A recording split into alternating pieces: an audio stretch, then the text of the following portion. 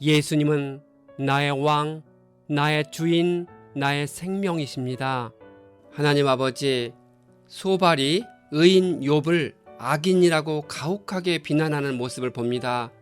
욥이 자신을 악인이라고 단정하는 친구들의 말을 듣고 반박하며 인내하는 모습도 봅니다. 우리가 믿음 생활하면서 회개 기도를 할 때와 반박하며 인내할 때를 분별할 수 있도록 지혜를 주옵소서. 예수님의 이름으로 기도합니다. 아멘. 오늘 읽을 말씀은 욥기 20장과 21장입니다. 이 말씀의 핵심은 첫째, 소발은 욥이 악인일 것이라고 말하며 가혹하게 비난했습니다. 둘째, 하나님이 악인의 죄악을 계산하는 날이 반드시 올 것입니다. 셋째, 욥은 자기를 악인에 비유하는 친구들의 말을 듣고 반박했습니다.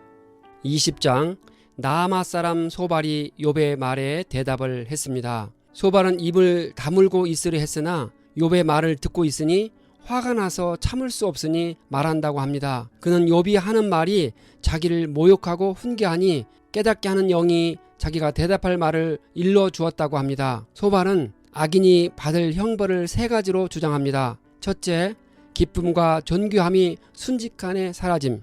둘째, 모은 재물이 모두 없어짐. 셋째, 건강한 몸이 갑자기 죽을 몸이 됨. 이 조건들은 모두 욥에게 그대로 적용됩니다.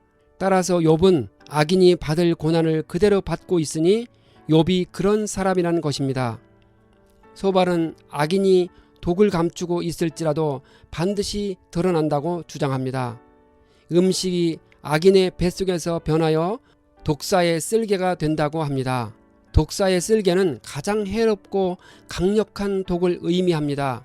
소발은 욥이 겪고 있는 끔찍한 고통과 재난을 보면서 하나님이 욥의 죄악을 계산하여 징벌하셨기 때문에 일어난 일이라 생각했습니다. 욥의 경우는 아니지만 하나님은 악인의 죄악을 그 사람이 살아있는 동안에 계산하시고 징벌하시는 경우가 있습니다. 자기 자신이 뿌린 대로 거두게 하실 때도 있습니다. 하지만 이런 일은 모든 악인에게 적용되는 것은 아닙니다. 어떤 악인들은 무덤에 들어가는 순간까지도 하나님을 대적하고 나쁜 짓을 하다가 편안하게 죽을 수도 있습니다. 시편 73편의 저자나 하박국 선지자가 악인의 형통함을 보고 하나님께 질문했습니다. 모든 악인에 대한 최후 심판은 예수님이 재림하실 때 이루어집니다. 시편 39편에서 당장 눈앞에서 악인이 형통하다고 낙심하지 말라고 합니다. 사람들은 악인이 망하는 꼴을 보고 싶어 하지만 하나님은 다릅니다. 최종적인 심판의 때는 하나님의 뜻이 온전히 드러날 수 있는 시간에 결정됩니다. 예수님의 제자들이 곧 승천하실 주님께 이스라엘 나라를 회복하실 날이 이때냐고 물었을 때 때와 시기는 하나님의 권한이니 너희가 알 바가 아니라고 합니다. 언제나 인간은 때에 대해 궁금해하지만 결정은 하나님이 하십니다. 21장, 욥이 소발의 말에 대답을 합니다. 욥의 친구들은 그에게 처음에는 도움이 되었지만 나중에는 그렇지 못했습니다.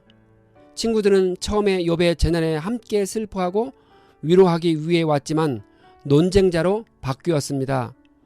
욥의 죄 때문에 하나님께서 그에게 벌을 주셨다고 주장합니다. 그들은 자신들의 주장을 관철시키기 위해 욥을 악인에다 빗대는 등 그에게 깊은 상처를 주었습니다. 악인들은 반드시 하나님께 징벌을 받습니까? 대답은 반드시 그렇다고 할 수 있습니다. 그러나 반드시 현세에서 징벌이 있다고 할 수는 없습니다. 최후의 심판날까지 갈 수도 있습니다. 대부분 사람들이 갖고 있는 고정관념 중 하나는 권선징악의 개념입니다. 선한 자는 복을 받고 악인은 망한다는 생각입니다. 욥의 세 친구들도 예외는 아닙니다.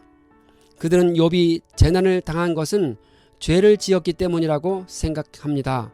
그들의 생각은 최종적으로 틀렸다고 결론이 납니다. 의인도 고난받을 수 있고 재난을 겪을 수 있다는 사실을 욥의 상황에서 확인할 수 있습니다. 우리는 왜 악한 자들이 성공하는 경우가 많은가에 대해 의문을 가질 수 있습니다. 살 때는 물론이고 죽을 때도 고통이 없이 죽는 악인의 형통함을 보고 이해가 가지 않아 괴로움을 호소하는 경우도 있습니다. 악인은 출세에 필요하다면 약삭 빠르고 진리를 따라 행동할 수 있습니다.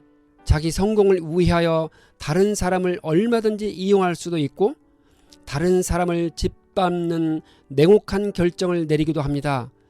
그들은 삶을 도덕적인 시각으로 보지 않고 이해타산의 시각으로 봅니다.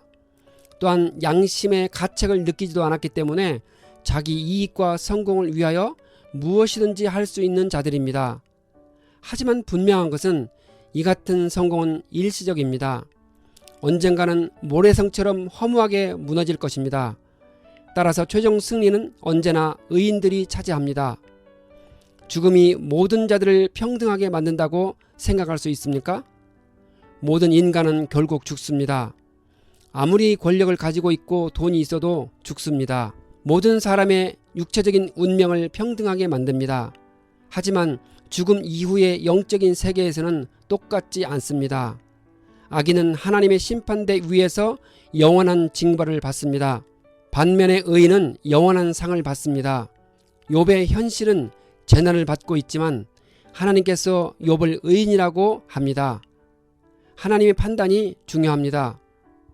욥은 친구들의 생각을 알고 있다고 합니다. 그들의 속셈은 자기를 해하려 한다는 것입니다. 욥은 친구들에게 세상의 지혜자와 말한 적이 있느냐고 묻습니다. 하나님이 진노하셔서 재앙을 내리셔도 항상 살아있는 사람은 악한 자라는 것입니다. 악한 자를 꾸짖는 사람도 없고 징벌하는 사람도 없는 것처럼 보인다고 합니다. 그들이 죽을 때 엄청난 조문객들이 오고 화려하게 장례를 치른다고 합니다. 욥의 친구들이 빈말로 위로하고 그들의 말은 온통 거짓말이라고 합니다.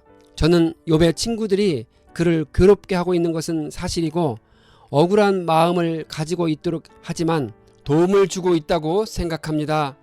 욥은 친구들의 말에 방어를 하면서 우울할 틈이 없고 자살할 틈이 없이 고난을 견디고 있는 것 같습니다.